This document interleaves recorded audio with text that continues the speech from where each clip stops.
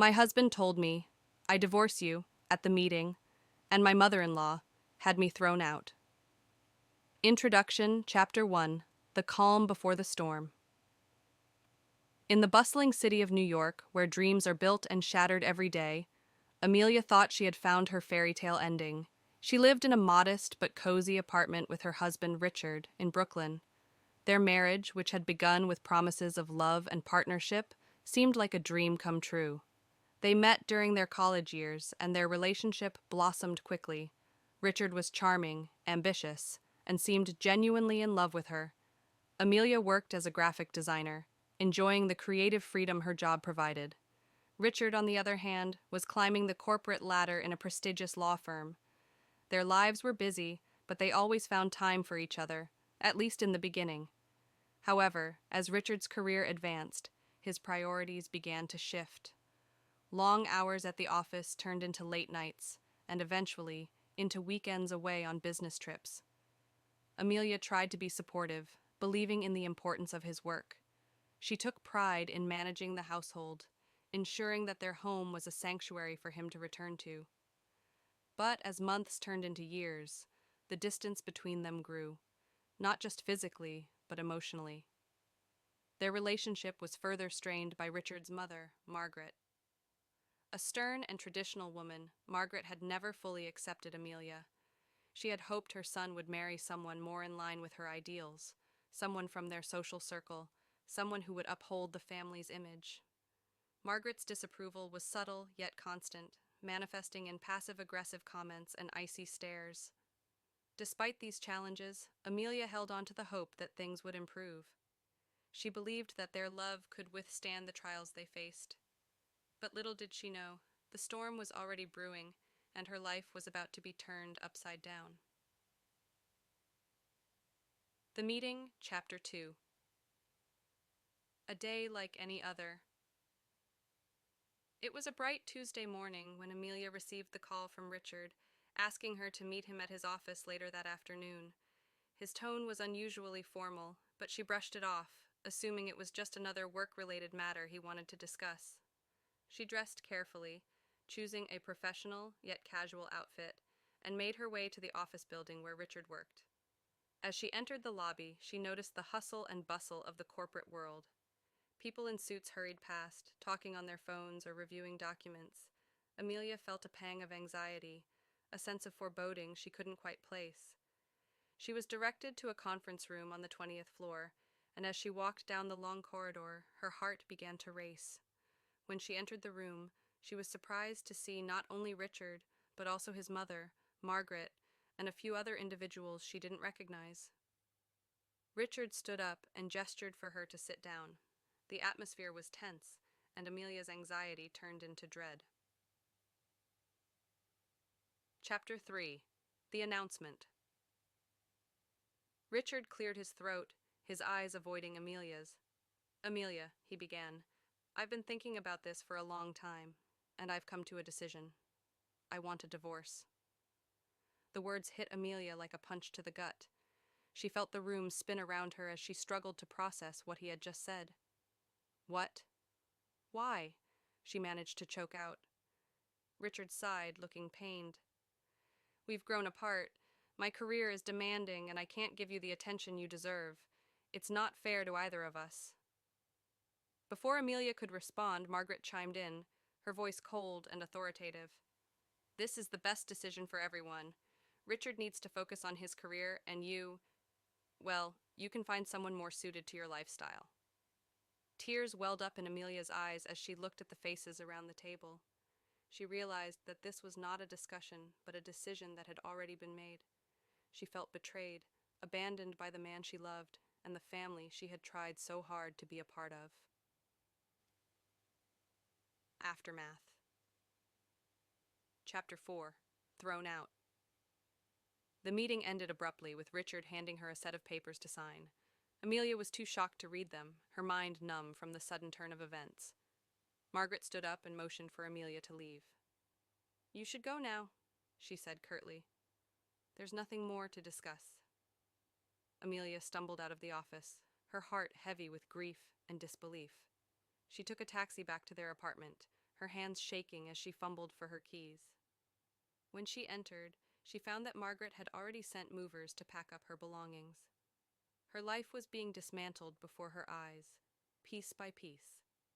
She was given no time to adjust or even to process what had happened. Within hours, she found herself standing on the sidewalk with a few suitcases and boxes, her life reduced to a handful of items. She felt a deep sense of loss, not just for her marriage, but for the life she had built and the future she had envisioned. Chapter 5: Finding Refuge. With nowhere else to go, Amelia turned to her best friend, Sarah, who lived across town. Sarah was shocked to see Amelia in such a state, but welcomed her with open arms. Amelia spent the first few days in a daze, struggling to come to terms with her new reality. Sarah was a constant source of support, providing a shoulder to cry on and a listening ear. "You need to take some time for yourself," she advised. "Figure out what you want to do next." Amelia knew Sarah was right, but the path ahead seemed daunting. She had to find a new place to live, a way to support herself, and most importantly, a way to heal her broken heart. Struggles and Growth. Chapter 6: Starting Over. Amelia spent the next few weeks searching for an apartment. She found a small, affordable studio in Queens. It wasn't much, but it was a start. She focused on creating a space that felt like her own, filling it with artwork and plants to bring life to the empty walls. Financially, things were tight. Amelia picked up freelance graphic design work to make ends meet. The work was sporadic, but it gave her a sense of purpose and a way to channel her emotions into something creative. Chapter 7: Coping with Trauma. Emotionally, the journey was even more challenging. Amelia struggled with feelings of betrayal, anger, and sadness. She attended therapy sessions where she could express her pain and begin to understand the deeper issues in her marriage. The therapist encouraged her to reconnect with her passions and hobbies. Amelia started painting again, a pastime she had abandoned during the hectic years of her marriage. The act of creating art became a therapeutic outlet, helping her to process her emotions and find moments of peace. Chapter 8: Building a Support System. Sarah remained a steadfast friend, but Amelia also found support in unexpected places. She joined a local support group for divorced women, where she met others who had gone through similar experiences. Sharing her story and hearing others' stories helped her feel less alone. She also reconnected with old friends and made new ones. Slowly, her social circle expanded, and she found herself surrounded by people who cared about her and wanted to see her succeed. Chapter 9: Finding New Opportunities. As Amelia's confidence grew, so did her career opportunities. She landed a few high-profile freelance projects, and her reputation as a talented graphic designer spread. Eventually, she was offered a full-time position at a creative agency, a job that allowed her to use her skills and passion in meaningful ways. With financial stability, Amelia was able to focus on other aspects of her life. She took up yoga and meditation, practices that helped her find balance and inner peace. She also started volunteering at a local community center, giving back to others and finding fulfillment in helping those in need. Transformation, Chapter 10: Embracing Change.